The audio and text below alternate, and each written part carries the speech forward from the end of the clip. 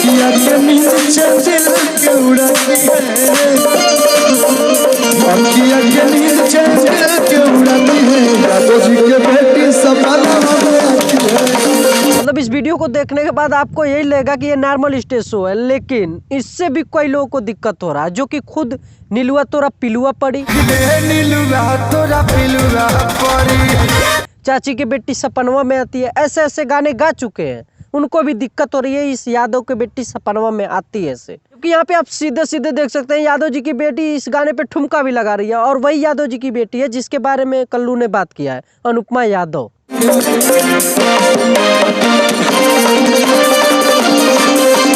अब आप भी समझ सकते हैं कि स्टेज शो हो रहा था तो वहाँ पे कंपटीशन वगैरह हो रहा था, तो यादव जी मतलब अनुपमा के पापा को बोला गया है, ना कि पूरे यादव समाज को बोला गया है कि यादव जी की बेटी सपनवा में आती है। मतलब कितने यादव जी लोग की या कितने बाप की बेटियां आएंगी, शक्तिमान तो कोई है नहीं।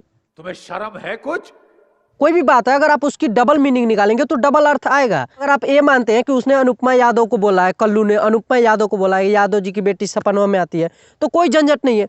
लेकिन आप अब समझ लिए कि यादव जी मतलब पूरे यादव समाज को गाली दे दिया, मतलब पूरे यादव समाज की बेटी इसके सपने में आती है, तो ये गलत है, तो लफड़ा तो होगा ही।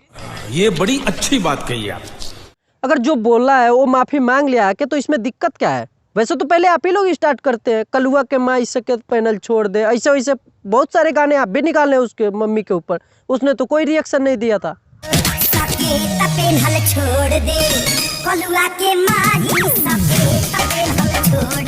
वैसे जो भी चल रहा है भोजपुरी में सब अज्ञानता की वजह से चल रहा है, लेकिन अगर कहने को तो सब भाई महाज्ञानी है और हरिश्चंद्र है, कोई कुछ नहीं, अश्लीलता तो कोई फैलाता ही नहीं और कोई समाज के ऊपर गाना ही नहीं गाता है।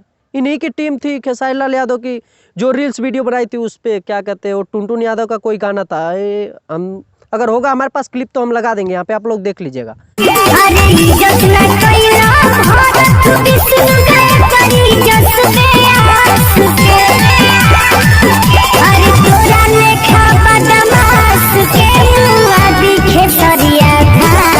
उस पे तो इनका कोई रिएक्शन नहीं आया था। अब जब यादव जी बाप रे मसीहा हो गए यादव जी के, भाई जो भी ये चल रहा है अगर चलने दो।